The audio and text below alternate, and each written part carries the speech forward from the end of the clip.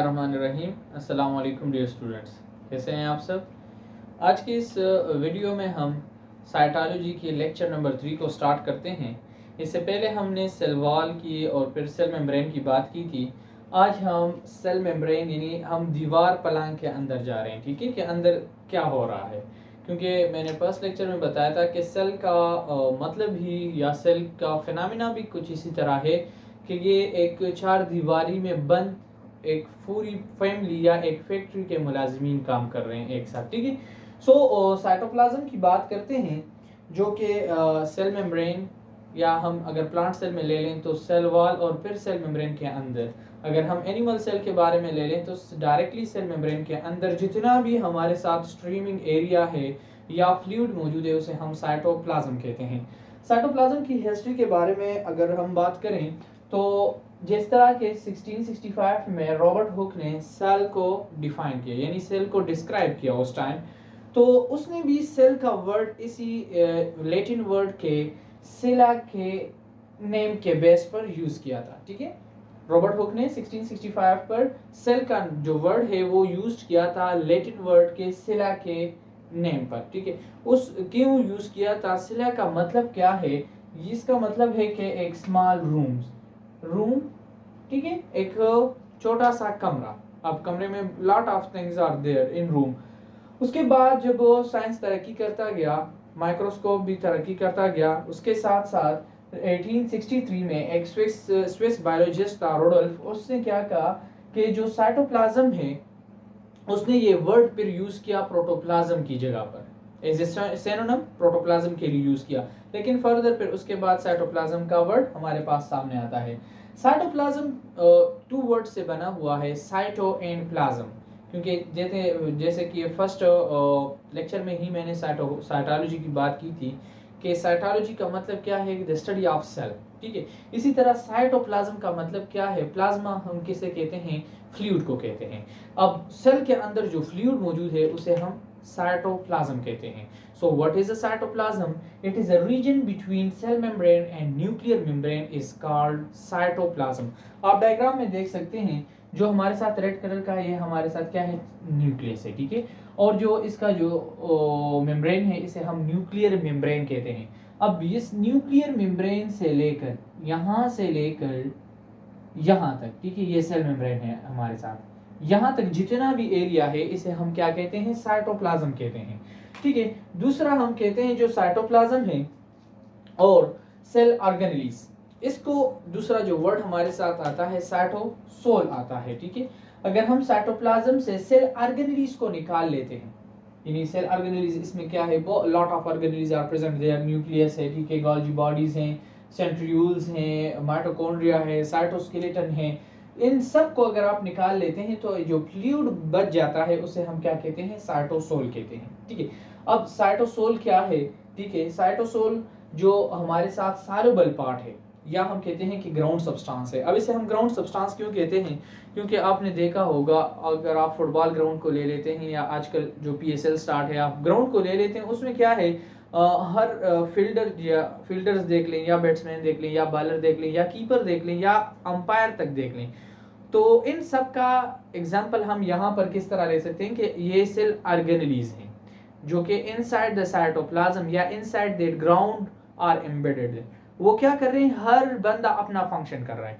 जो कीपर होता है वो विकेट के पीछे खड़ा होता है, वो कीपिंग कर रहा है। बॉलर क्या है, वो बॉलिंग कर रहा है। अंपायर क्या है, वो देख रहा है। बैट्समैन क्या कर रहे हैं, वो बैटिंग कर रहे हैं। इसी तरह हम कहते हैं जो साइटोसोल है ये एक सॉल्युबल पार्ट है, और दूसरा उसके साथ जो वर्ड यूज हो रहा है ये ग्राउंड सब्सटेंस है। ग्राउंड सब्सटेंस क्या किस लिए है, क्योंकि इसमें जो जितना भी इसने ये एरिया घेरा हुआ है उसमें सारे ऑर्गेनेल्स उसमें एम्बेडेड हैं, उसमें फिट हुए हैं।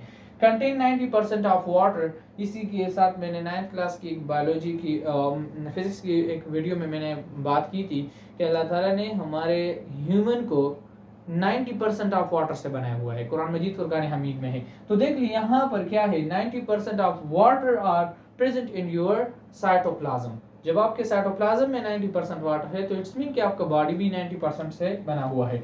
And other substances are also present. Other कौन से हैं? अमाइनो एसिड जिसमें आते हैं, प्रोटीन आते हैं, लिपिड आते हैं, जिस तरह हमने लिपिड बाइलेयर की बात की है इससे पहले की, ठीक है। तो साइटोप्लाज्म का जो असल मकसद क्या है कि जो हमारे साथ सेल मेम्ब्रेन है, ठीक है, आप सेल मेम्ब्रेन को ले लें, आउटर मेम्ब्रेन ये हम एनिमल सेल ले लेते हैं और ये हमारे साथ यूकैरियोटिक है, ठीक है, प्रोकैरियोटिक नहीं है, क्योंकि प्रोकैरियोट में हम डिफरेंस में बात करेंगे है, लेकिन प्रोकैरियोट वो होते हैं जिसमें से जो हमारे साथ एनवेलप जिस मेम्ब्रेन या मेम्ब्रेन बाउंडेड ऑर्गेनेल्स होती हैं वो प्रेजेंट नहीं होती। लेकिन यहाँ पर क्या है, मेम्ब्रेन बाउंडेड ऑर्गेनेल्स हैं सारे। न्यूक्लियस को देख लें।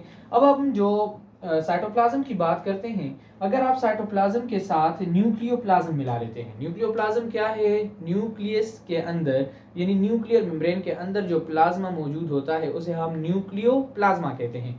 अब साइटोप्लाज्म और न्यूक्लियोप्लाज्म को आप अगर ऐड कर लेते हैं, मतलब क्या है ऐड करने का? यहां से लेकर यहां तक जितना भी एरिया है उसे हम कलेक्टिवली प्रोटोप्लाज्म कहते हैं। क्या कहते हैं? प्रोटोप्लाज्म कहते हैं। अब अगर आप प्रोटोप्लाज्म के साथ सेल मेम्ब्रेन जो आउटर बाउंड्री है, ठीक है, इसको भी आप ले लें, सेल मेम्ब्रेन यानी outer membrane of the animal cell and inner membrane to the cell wall is called cell membrane. अब अगर आप इसको ले लेते हैं एनिमल सेल में, प्रोटोप्लाज्म और मेम्ब्रेन को, सेल मेम्ब्रेन को, तो फिर उसे हम प्रोटोप्लास्ट कहते हैं। क्या कहते हैं? प्रोटोप्लास्ट। किस में? एनिमल सेल में।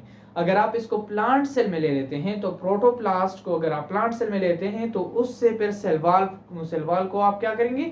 माइनस कर लेंगे, यानी सेल वॉल को खत्म कर लेंगे, और इनसाइड जितना भी आपके साथ न्यूक्लियोप्लाज्म तक जितना एरिया रहता है उसे फिर हम प्रोटोप्लास्ट कहते हैं। तो आपने ये दोनों टर्म याद करने हैं क्योंकि एमडीकेट में या इस तरह टेस्ट वगैरह में बहुत ज्यादा आते हैं, ठीक है।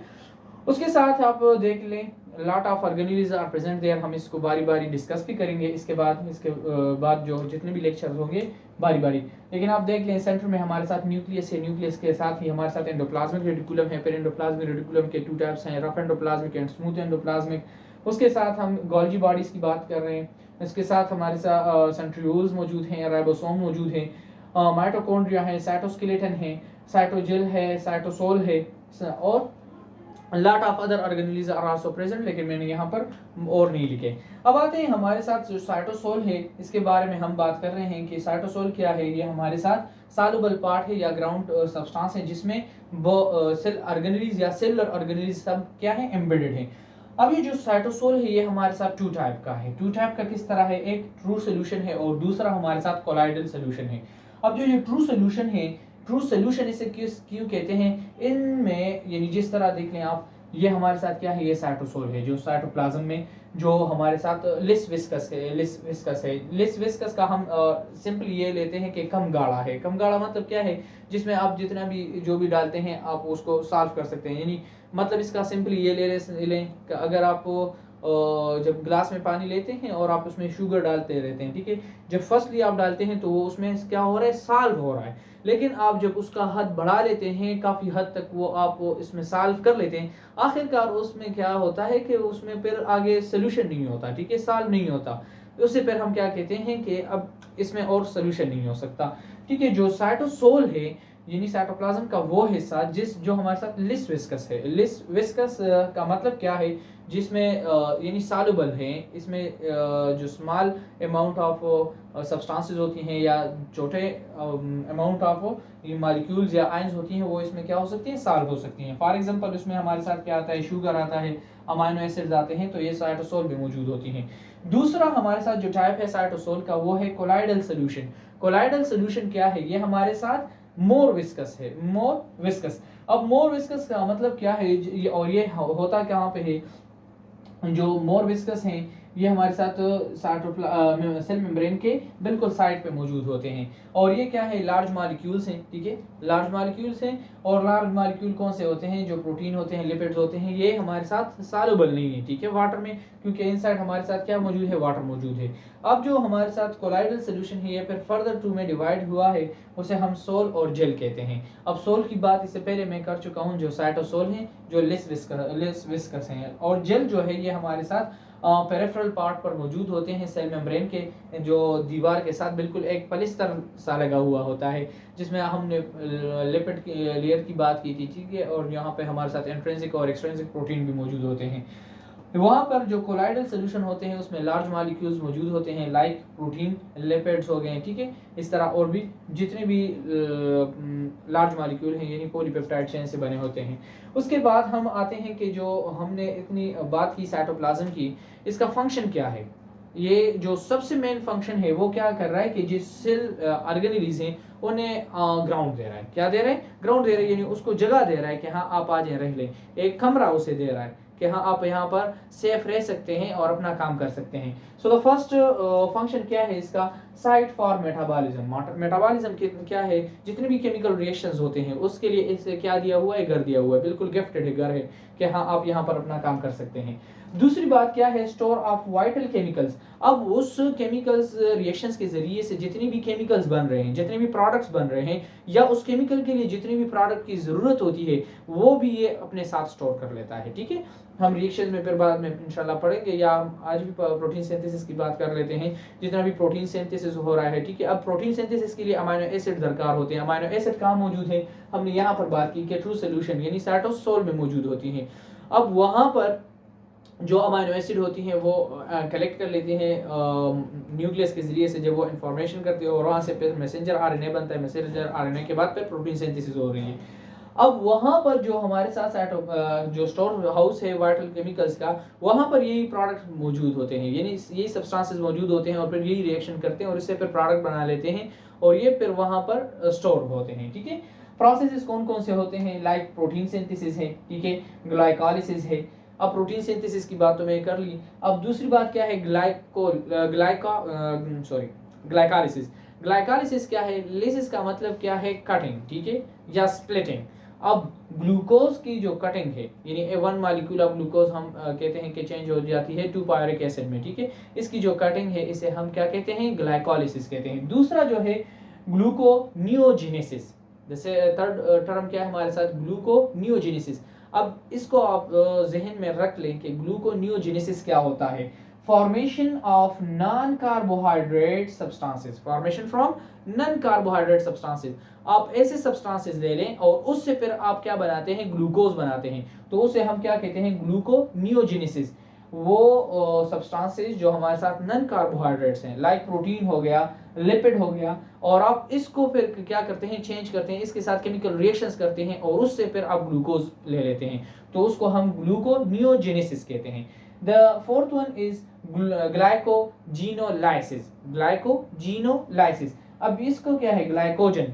आप फर्स्ट वर्ड इसको अगर अलग कर लें, देखें, ग्लाइकोजन, ठीक है, लाइसिस। जो हमारे साथ ग्लाइकोजन बनते हैं, लाइक एनिमल ह्यूमंस में हम अगर बात कर लें तो लीवर में होता है, या जहाँ पर हमारे साथ स्टोरेज होती है मसल्स में। अब वहाँ पर जो स्टोरेज होती है glycogen in the form of glycogen, तो अब वो ग्लाइकोजन की क्या करते हैं? ब्रेक डाउन करते हैं। और ब्रेक डाउन किस लिए करते हैं? ताकि ग्लूकोज फॉर्मेशन हो, तो उसको फिर हम क्या कहते हैं? ग्लाइकोजीनोलाइसिस कहते हैं। तो यहाँ पर 2 टर्म्स आ गए, इनको आपने जहन में याद रखना है क्योंकि ये एमसीक्यूज में आ जाते हैं और इंसान फिर वहाँ पर थोड़ा सा कंफ्यूज होता है। तो कंफ्यूजन खत्म कर लें। ग्लूकोनियोजेनेसिस क्या होता है? Formation of glucose from non carbohydrate particle या non carbohydrate substances. And glycogenolysis क्या है? जो ग्लाइकोजन है जो लीवर में या मसल्स में मौजूद होते हैं या वहाँ पर स्टोर होते हैं, उन्हें उठाना और उसको फिर कट ऑफ करना और इसे ग्लूकोज में कन्वर्ट कर देना। The third one is the main function is cyclosis, ठीक है। साइक्लोसिस क्या है? ये एक्टिव मास मूवमेंट है। अगर अब हम अमीबा की बात कर लेते हैं, जो अमीबा मूवमेंट करती है, ठीक है, क्योंकि वो तो यूनिसेलुलर है और जो उसमें मूवमेंट होती है उसे हम अमीबाइड मूवमेंट भी कहते हैं। यहाँ पर आप साइक्लोसिस को अमीबाइड मूवमेंट भी कह सकते हैं अगर आप यूनिसेलुलर ऑर्गेनिज्म की ले लें। तो उसमें क्या होता है? ये जो एक्टिव मास मूवमेंट होती है उसमें साइटोप्लाज्म जो है वो मूव करती है और उसी मूवमेंट की वजह से वो क्या करते हैं? अपनी जो अमीबा है वो एक जगह से दूसरी जगह पर लोकोमोशन करती है। अगर हम इसमें ले लेते हैं, प्लांट सेल में ले लेते हैं या हम एनिमल सेल में ले लेते हैं, तो साइक्लोसिस इस वजह से नहीं होती कि अब मैं इंसान है ये अब हरकत कर रहा है तो ये साइक्लोसिस की वजह से कर रहे हैं। नो, इट डजंट हेयर, ठीक है।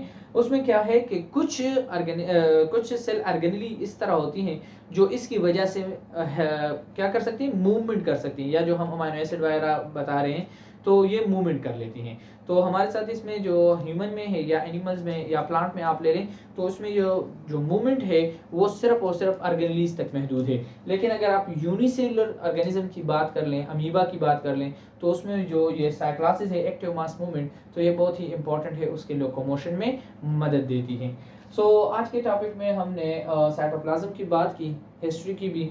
सो अगर इसमें कोई क्वेश्चन रह गया हो मुझसे तो काइंडली आप कमेंट सेक्शन में भी पूछ सकते हैं, या अगर जिस जगह पर आपको समझ नहीं आई हो तो भी आप पूछ सकते हैं। अल्लाह हाफिज़, अपना बहुत सारा ख्याल रखें।